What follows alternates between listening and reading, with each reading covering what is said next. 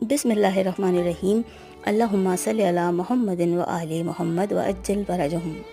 ہم بات کر رہے ہیں سورہ کہف کی۔ سورہ کہف پارہ نمبر 15 اور 16 میں ہیں۔ رکوع اس میں 12، کل آیات 110، کلمات اس میں 1577 ہیں، حروف اس میں 6360 ہیں۔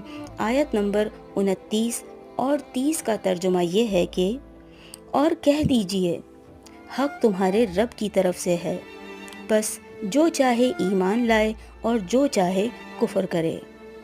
ہم نے ظالموں کے لیے یقیناً ایسی آگ تیار کر رکھی ہے جس کی قناتیں انہیں گھیرے میں لے رہی ہوں گی، اور اگر وہ فریاد کریں تو ایسے پانی سے ان کی داد رسی ہوگی جو پگھلے ہوئے تانبے کی طرح ہوگا، ان کے چہروں کو بھون ڈالے گا۔